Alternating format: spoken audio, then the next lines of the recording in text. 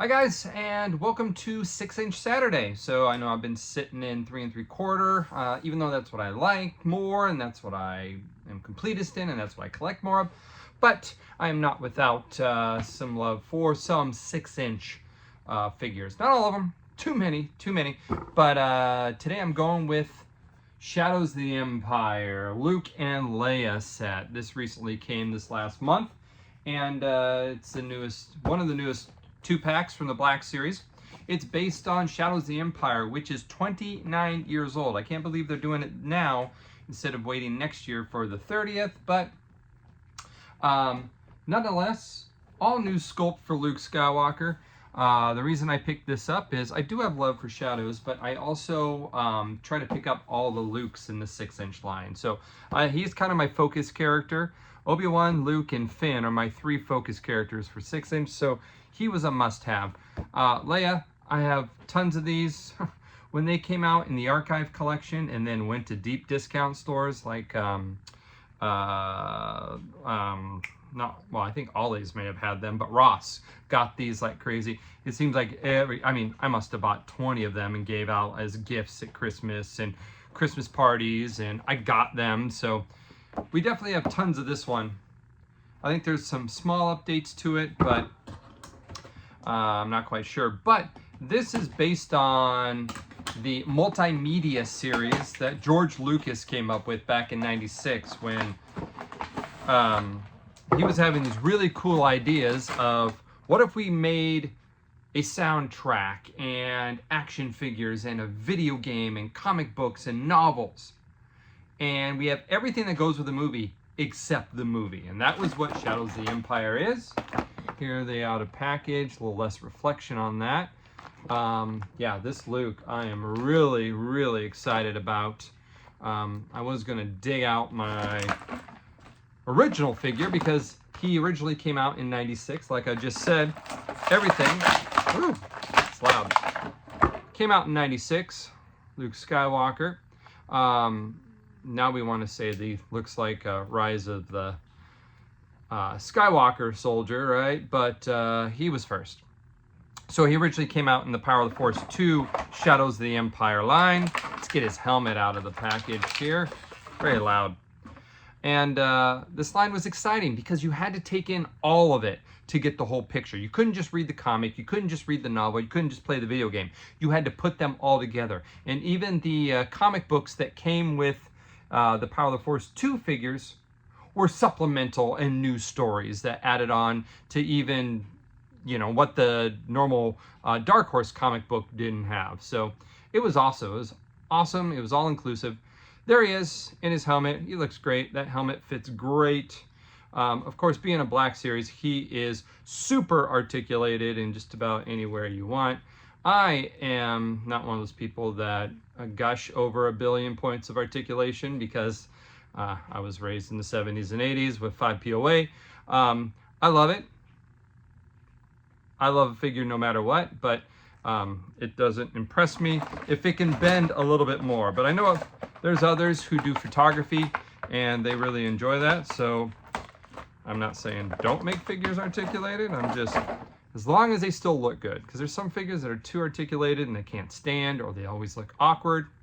So here's his little staff that he comes with. I shouldn't say little, it's actually pretty decent size. I forget what these are called, but when you're looking at all these things, you can definitely see that there was some thought gone into these, when maybe they were making Magna Guard staffs, because this is very similar. When they were, like I said, we're making the Empire soldiers. Why can I not think of who they are? And they fly now? They fly now? Oh my gosh, you're yelling at me on the other side of the video, and you should, because I can't think of it. But he looks fantastic. He's great. I very much expect, if they're going with Shadows of the Empire, since we already have a Sheezer, we got this 2-pack, and we have now Dash Rendar announced officially at Celebration just last weekend. It seems so long ago.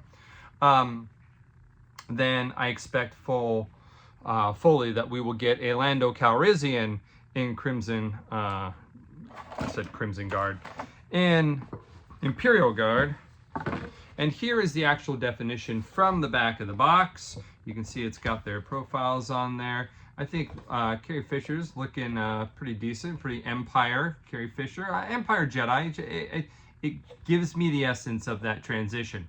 Luke, on the other hand, looks a little dopier than Luke actually does. This looks more cartoony. This looks more real life, but good profiles. But the description says, to gather intel on Prince Shizor's criminal Black Sun organization, Princess Leia disguised herself as the renowned Ubezian, I think that's what Boushh is, bounty hunter Boushh on Coruscant.